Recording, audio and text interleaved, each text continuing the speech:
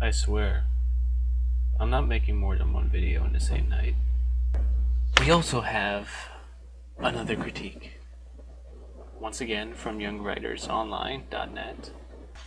Unlike the first one, this one is a fantasy, and it's planned out to be a novel, and it's called Vice and Virtue. This is the first 2 chapters, and this is by Hear the Lightning. Now, I'm not going to read the whole thing, because I did that the first time around, and it was too long, and I did 2 videos, and they were both like 10 minutes, which makes a total of 20 minutes, and I don't think you really have time to watch a 20-minute movie about someone who's drinking and reading someone else's work that you might not even like. So, this story was interesting. Now he said here, Hear the Lightning, I'm not going to call you here, I'm just going to call you Lightning, like from Final Fantasy 13. You know, Lightning, she was really hot and stuff. But Lightning here said that he wrote this as a concept and wasn't really paying attention to the plot and all the grammar. And I told him that you can tell that because there's a lot of comma splicing. Now, comma splicing is basically when you put commas where you don't need them. For example, it had been taken, comma, nearly completely, comma, many years ago, comma, in one of lust's stronger moods, comma, where his desire, comma, not only carnally, comma, but rather, see, there's a lot of fucking commas. So one way to really trim down on the commas, because some people, they don't realize when they need a comma, when they don't. One very easy way to realize is this whole independent, dependent clause kind of thing. If you put a comma somewhere and you look at the 2, phrases, and if they can stand out on their own, they have a subject, verb, and object, you might not really need it. You can just put a period there and make it a new sentence. If one half doesn't make sense, and that's usually because it starts with a preposition, like, before this happened, comma, then blah blah blah blah. So, you would need a comma there because that phrase is dependent on what the other phrase is saying. So, that's just a very quick tip on just a reminder on commas. The other thing is that sometimes people write what's usually called needless words. Now these are words like however, therefore, such as, in conclusion, these words that are just kind of like fillers, and it kind of like gets in the way of everything. It's just there to, once in a while it's okay, but if you use it a lot, it really just, it's like trying to hurdle over something. It's like, however, so, try to cut that out once in a while. Now the story is very interesting because it has to do with, it begins, now of course because of all this comma splicing and everything, the first chapter was actually kind of hard to understand because it was just like the long green cloth flowed behind him, and each of the metal tips pressed onto the end of the dark cape scratched against the floor of the palace as if in earnest hatred of what would tread over. Yeah, so there was a lot of, it's very detailed, and that's what I like about it. Everyone in the story has a certain way of walking, a certain way of talking, and you can really tell their personality without Lightning having to tell you. That whole thing, show and tell. You'd rather show, what the characters do, and with your brain, you can infer how these people are, rather than the author just saying, oh, Bob was a very bad person, so he's bad, blah blah blah. And, well, why is he bad? How is he bad? We haven't heard him speak, we haven't heard him do anything. So Lightning did a very good job of showing how people did stuff and their actions and words and things like that.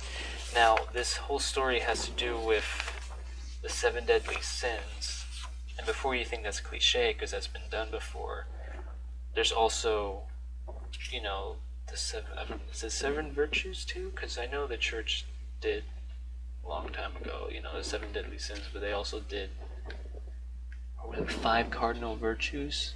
7 cardinal? I don't know. I grew up in a Christian school and I don't even remember this.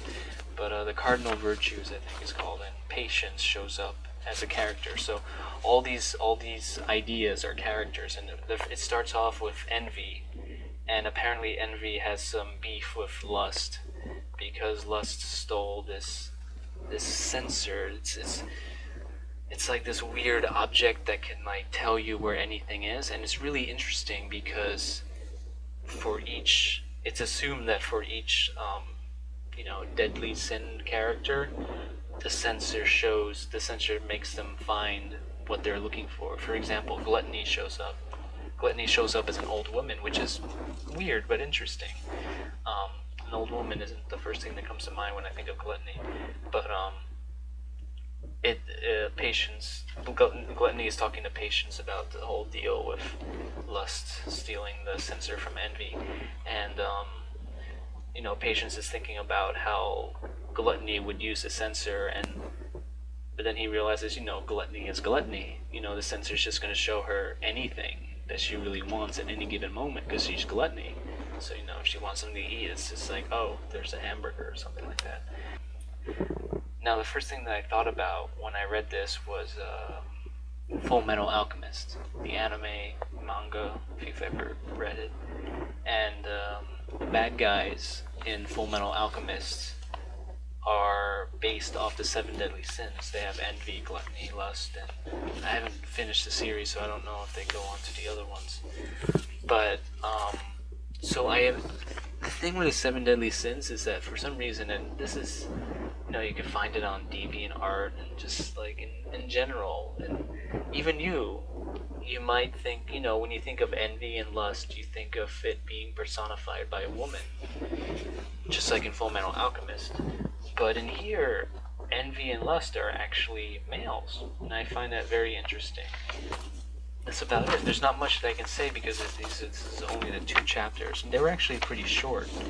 Chapter 1 only goes from like here down to over here, and chapter 2 is a little longer. Chapter 2 I liked a lot because it talks about it's from Patience point of view, and Patience, because he's Patience, he's sitting down and just relaxed. He has a glass of wine and things like that, and I like how each of the virtues and vices are personified, and I think it's really good. And aside from all the jumbling up of the commas and the needless words, I think Lightning has a very interesting thing coming up here.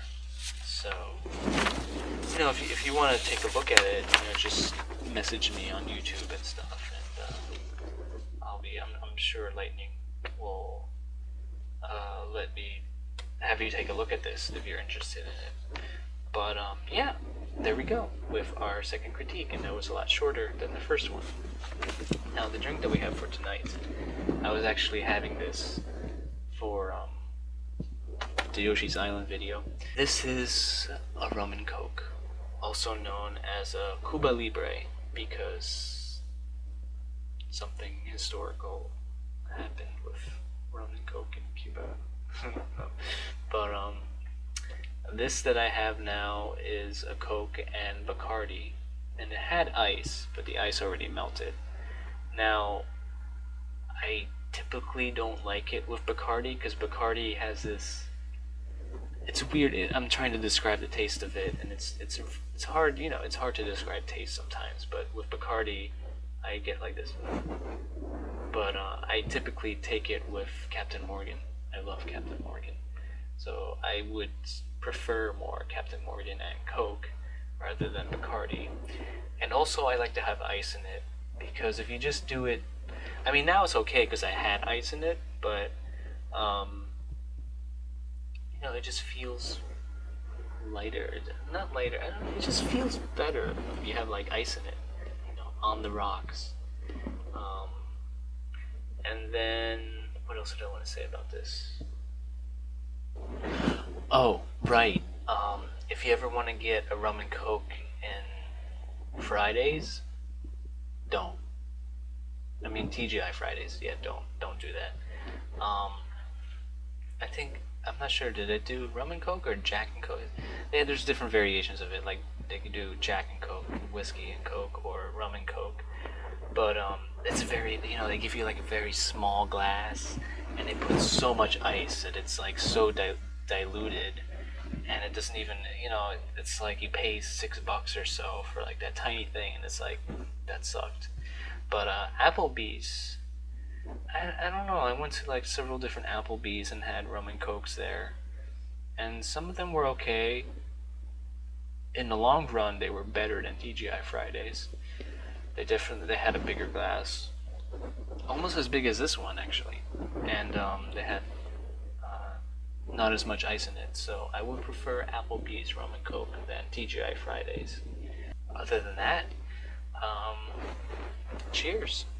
Here's my cool Star Wars glass. So for tonight, may the Force be with you.